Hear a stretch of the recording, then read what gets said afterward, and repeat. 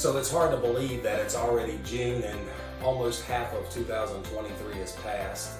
The mortgage rate environment has been extremely volatile over the last 18 months or so, and I thought I would provide an update as to what's going on and what we can potentially look for in the future.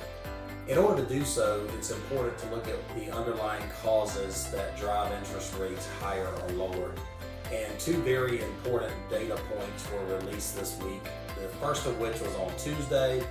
That's the Consumer Price Index reading for the month of May, which came in at 0.1%, and that was lower than expectations.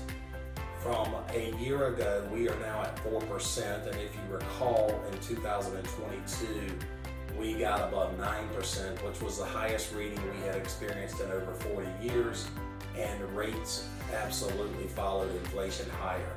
And so now that we're on the other side of that, inflation's coming down, the expectation is that rates will follow. The second important thing that happened was the federal funds rate was left unchanged. So the Federal Reserve chose on Wednesday to pause short-term rate increases. And so these are the rates that impact business loans, car loans, credit card debt, home equity lines of credit, and things of that nature. That's important because the Federal Reserve is signaling to us that they believe the inflation battle is nearing an end, meaning that potentially inflation is going to be under control going forward, and there will be less need to hike short-term rates in the future. And again, interest rates follow inflation, and so if they believe inflation is lower, and the data suggests that it is, then we should enjoy a lower interest rate in the future. What does this mean for the housing market? So if you're a buyer, you may want to opt out of buying today and choose to buy in the future when interest rates are lower. The problem is there's no inventory, and with inventory levels being where they are today and interest rates being elevated, buyers are still having a hard time getting homes under contract.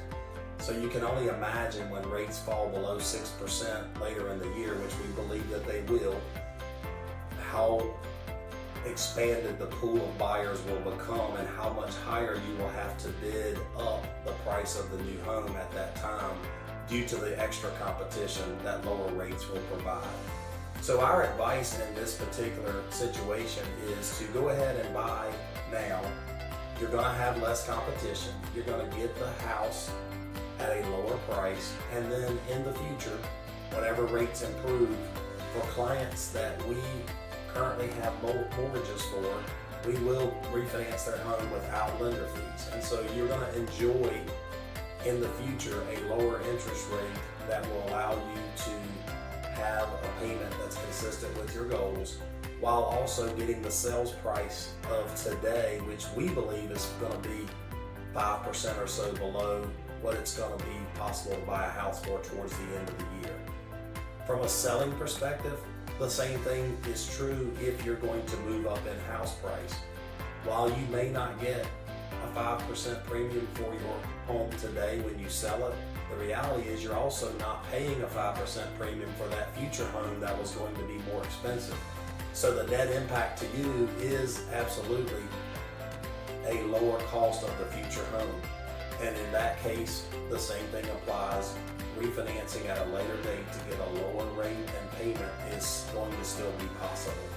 And so I would encourage everyone who's thinking about buying a home to consider why buyers and sellers do what they do and the full impact of what lower rates will mean on the housing market and the housing prices, and go ahead and choose to act now as it relates to purchasing your new home. Happy to help with any additional questions that you may have. Please feel free to reach out, and I hope everyone has a great summer. Take care.